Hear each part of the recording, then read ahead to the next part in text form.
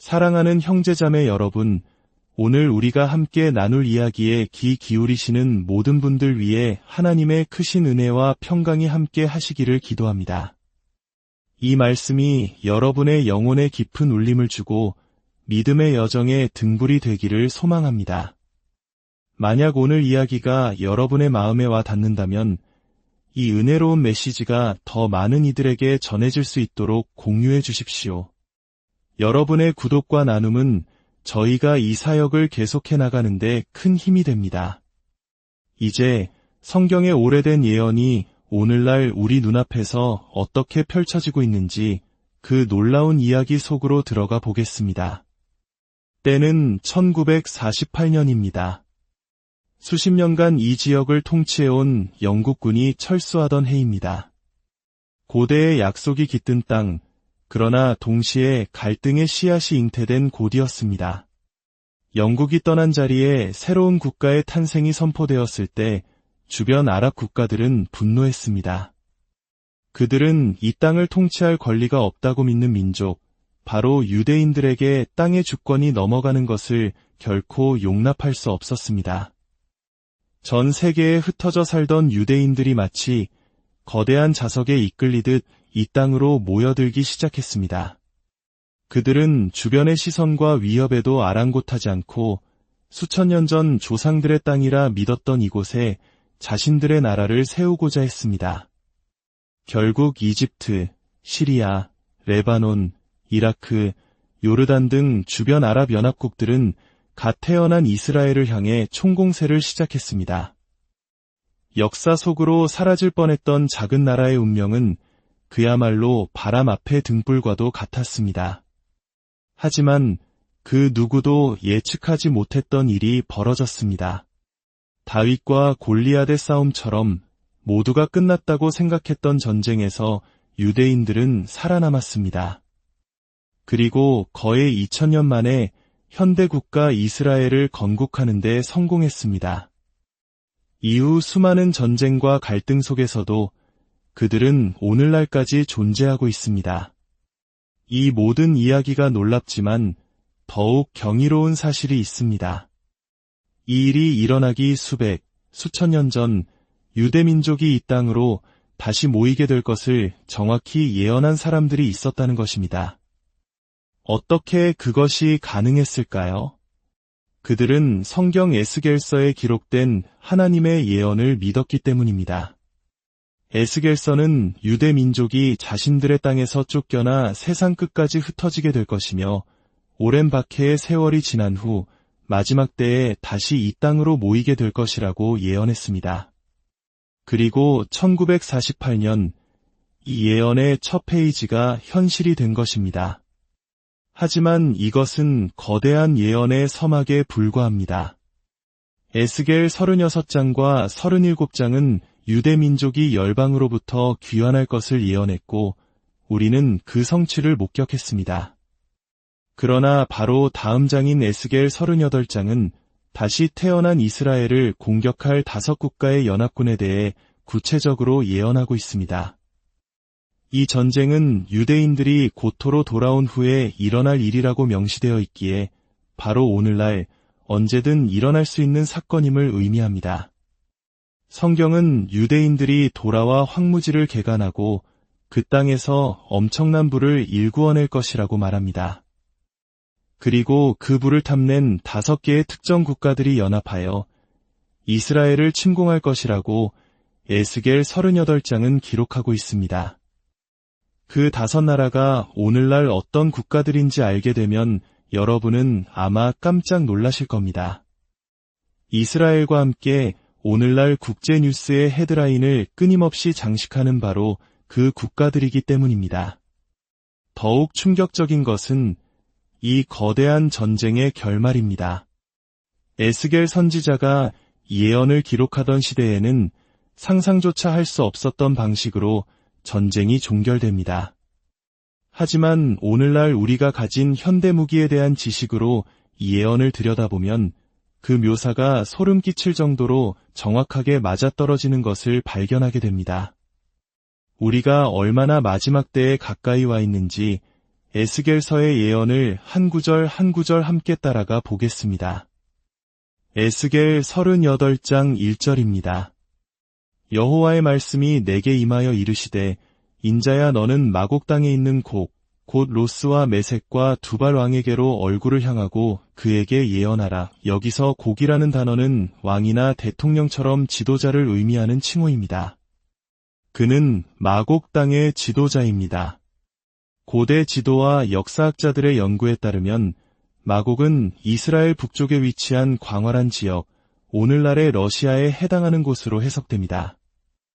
그렇다면 곡은 이 지역의 지도자를 가리키는 예언적 명칭인 셈입니다. 만약 이 예언의 전쟁이 오늘날 일어난다면 러시아의 지도자가 바로 곡의 역할을 맡게 될 것입니다. 하나님께서 이 러시아의 지도자에게 어떻게 하시는지 보십시오. 내가 너를 돌이켜 갈고리로 내 아가리를 깨고 너와 내 온 군대를 끌어내리라. 이 구절은 러시아의 지도자가 어떤 이유로든 자신이 원치 않는 전쟁에 마치 갈고리에 꿰인 것처럼 강제로 이끌려 참전하게 될 것을 암시합니다. 오늘날 러시아가 이스라엘을 둘러싼 중동 문제에 얼마나 깊이 개입하고 있는지 생각해보면 이 예언은 결코 가볍게 들리지 않습니다. 특히 지난 10년간 러시아는 이스라엘의 최대 적국인 이란과의 관계를 급속도로 강화해왔습니다. 이는 우리를 예언의 다음 부분으로 자연스럽게 이끌어줍니다. 러시아와 함께 이스라엘을 공격할 첫 번째 동맹국으로 지목된 나라가 바로 이란입니다. 성경은 이란을 고대 명칭인 바사로 기록하고 있습니다. 이란은 비교적 최근까지도 바사라는 이름으로 불렸습니다. 오늘날 이란이 하마스나 헤즈볼라 같은 반이스라엘 무장단체를 노골적으로 지원하고 심지어 직접 미사일로 이스라엘을 공격했던 사실을 우리는 잘 알고 있습니다. 더욱 놀라운 것은 러시아와 이란이 단순한 평화 조약을 넘어 군사적으로 연합훈련까지 실시하며 강력한 동맹 관계를 맺고 있다는 사실입니다. 여러분, 이 예언은 거의 3000년 전에 기록되었습니다. 당시 유대인들은 바벨론의 노예로 살고 있었고 바사와 마곡은 서로 적대적인 관계였습니다. 그러나 지금 그들은 친구가 되었습니다. 성경이 그들이 연합하여 어디를 어떻게 공격할 것이라고 예언했는지 들으시면 마치 내일 아침 신문의 헤드라인을 미리 읽는 듯한 기분이 드실 겁니다. 다음으로 언급된 국가는 구스입니다. 일부 성경 번역은 이를 에디오피아로 표기했지만 히브리 원어인 구스는 오늘날의 수단 지역을 가리킵니다. 수단이 역사적으로 얼마나 반이스라엘적인 국가였는지는 잘 알려진 사실입니다. 그런데 더욱 흥미로운 것은 최근 수단이 이란 및 러시아와 관계를 급격히 강화하고 있으며 심지어 올해에는 러시아가 수단 땅에 해군 기지를 건설하는 것을 허용했다는 점입니다. 러시아를 도와 자국 영토에 방공 시스템을 배치하도록 허용한 또 다른 나라가 있습니다. 바로 리비아입니다. 리비아 역시 미래에 이스라엘을 공격할 연합군 명단에 이름을 올리고 있습니다. 이 모든 것은 꾸며낸 이야기가 아닙니다. 지금 우리 눈앞에서 벌어지고 있는 현실입니다. 이 연합 공격에 가담할 마지막 국가가 남아 있습니다. 성경은 이 나라를 고멜과 도갈마 족속으로 지칭하는데 이곳은 오늘날 세계에서 가장 반이스라엘적인 국가 중 하나인 터키로 해석됩니다. 바로 작년 터키의 대통령은 이스라엘을 향해 당신들은 점령자이며 조직적인 갱단이다 라고 맹비난했습니다. 그리고 터키 역시 러시아, 이란과 긴밀한 파트너 관계를 맺고 있습니다. 최근 이 세 나라는 이스라엘의 북쪽 국경에 맞닿아 있는 시리아의 정부를 전복시키기 위해 협력했습니다. 이 사실은 두 가지 중요한 이유에서 우리를 주목하게 만듭니다. 첫째, 서로 동맹이 될 것 같지 않던 이 세 나라의 파트너십은 에스겔서가 예언한 그대로입니다. 이들이 이미 외교 및 군사 문제에 대해 협력하고 있다는 사실은 미래의 에스겔 38장에 예언된 것과 같은 전쟁에서 연합할 가능성을 더욱 높여줍니다. 둘째, 시리아의 지리적 위치를 보십시오. 그리고 이 5 연합군이 이스라엘을 공격할 장소로 예언된 곳을 보십시오. 바로 이스라엘의 산들입니다. 이것은 명백히 이스라엘의 골란 고원을 가리킵니다. 골란 고원은 1967년 전쟁 이후 이스라엘이 통제하고 있는 언덕지대입니다. 그런데 그 위치가 어디입니까? 바로 시리아 국경에 있습니다. 정리해 보겠습니다. 이스라엘을 공격할 것으로 예언된 5나라 중 3나라가 공격 예상 지점인 골란 고원과 국경을 맞댄 시리아의 정부를 전복시키고 그 지역에 대한 영향력을 확대하고 있습니다. 우리는 생각보다 훨씬 더 예언의 성취에 가까이 와 있는지도 모릅니다. 그렇다면 성경은 이 전투가 정확히 어떤 모습일 것이라고 말하고 있을까요? 그리고 이 전투가 끝난 후에는 어떤 일이 벌어질까요? 에스겔 38장 후반부와 39장 초반부는 그 끔찍한 전투의 모습과 충격적인 결말을 생생하게 묘사합니다. 이 5 국가는 시리아 국경을 넘어 이스라엘의 골란 고원으로 진격할 것입니다. 성경은 그들의 군대가 구름같이 땅을 덮을 것이라고 묘사하여 그 규모가 어마어마할 것임을 암시합니다. 하지만 그들이 공격을 개시하기도 전에 하나님께서 직접 개입하십니다. 이스라엘 역사상 가장 큰 지진이 일어나 땅이 흔들릴 것입니다. 이어서 러시아와 그 동맹국들의 무기들이 오작동하여 스스로를 공격하고 폭발하게 될 것이라고 성경은 말합니다. 이로 인해 연합군 진영에는 극심한 혼란이 발생하고 그들은 이스라엘 대신 서로를 공격하기 시작할 것입니다. 이것만으로도 부족하다는 듯 하나님께서는 폭우와 거대한 우박, 그리고 불과 유황을 그 군대 위에 쏟아부으실 것입니다. 그러나 가장 우려스러운 부분은 그 다음입니다. 이것은 저와 여러분에게도 직접적인 영향을 미칠 수 있는 예언입니다. 성경은 하나님께서 마곡과 및 해변에 안전하게 사는 자들에게 불을 내리실 것이라고 말씀하십니다. 이는 전쟁과 무관하다고 생각하며 멀리 떨어져 안전하게 살고 있다고 믿는 사람들, 심지어 러시아 본토에까지 불이 임할 것을 의미합니다. 성경은 이 해변에 안전하게 사는 자들이 누구인지 구체적으로 명시하지 않습니다. 그래서 우리는 추측만 할 수 있을 뿐입니다. 하지만 일부 성서학자들은 이것이 여러 국가에 대한 전면적인 핵공격을 예언하는 것이라고 믿습니다. 이 해석이 흥미로운 이유는 에스겔 39장에 묘사된 전쟁 후의 수습 과정이 마치 핵폭발 이후의 상황과 놀랍도록 유사하기 때문입니다. 성경에는 수많은 전쟁이 기록되고 예언되었지만 유독 이 에스겔의 전쟁만큼은 전쟁 후의 정화 과정에 대해 아주 상세하게 설명하고 있습니다.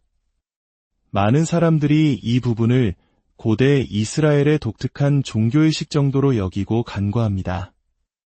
하지만 만약 하나님께서 이 전후 처리 과정의 세부 사항을 통해 우리에게 이 전쟁이 어떤 종류의 전쟁이 될 것인지를 알려주시려는 것이라면 어떨까요? 성경에 따르면 이스라엘에 대한 이 거대한 공격이 실패로 돌아간 후 이스라엘 주민들은 골란 고원의 폐허를 치우기 전에 7개월을 기다릴 것이라고 합니다. 그리고 마침내 정화 작업을 시작할 때 그들은 2개의 분리된 그룹을 사용합니다. 시신을 찾아내는 수색대와 그 시신을 처리하는 고용된 전문가 팀입니다. 수색대원이 시신을 발견하면 그 자리에 표식을 해두고 그러면 전문가 팀이 와서 그 시신을 수습하여 사해 남동쪽 아주 먼 곳에 묻는다고 기록되어 있습니다. 참으로 이상한 정화 과정입니다. 왜 7개월이나 기다려야 할까요? 왜 굳이 2개의 팀이 필요할까요? 어쩌면 이 3000년 된 예언은 핵낙진의 영향을 받지 않도록 이스라엘의 바람이 불어가는 반대 방향으로 핵폐기물을 처리하는 그 고되고 위험한 과정을 묘사하고 있는 것은 아닐까요? 이것은 하나의 해석일 뿐이지만 깊이 생각해 볼 문제입니다. 이 거대한 전투 이후에 일어나는 또 다른 중요한 사건이 있습니다. 수많은 유대인들이 하나님의 섭리를 깨닫고 그분께로 돌아온다는 것입니다.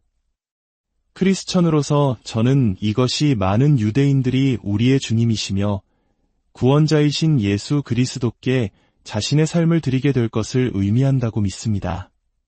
성경은 이 예언이 마지막 날들에 일어날 것이라고 말합니다. 저는 이 사건이 적그리스도가 세상에 드러나기 직전에 일어날 것이라고 믿습니다. 오늘 우리가 나눈 이야기는 단순한 고대 신화가 아닙니다. 그것은 수천 년 전에 기록되었지만 오늘날의 국제 정세와 지정학적 흐름 속에서 놀랍도록 생생하게 그 모습을 드러내고 있는 하나님의 살아있는 말씀입니다. 이 모든 것을 보며 우리는 두려워하기보다 역사의 주관자이신 하나님을 더욱 굳게 신뢰해야 합니다. 그분은 시작과 끝을 아시며 모든 것을 그분의 뜻 안에서 이루어 가시는 분입니다. 이 이야기가 여러분의 믿음을 더욱 굳건히 하고 마지막 때를 살아가는 우리에게 지혜와 분별력을 주기를 기도합니다.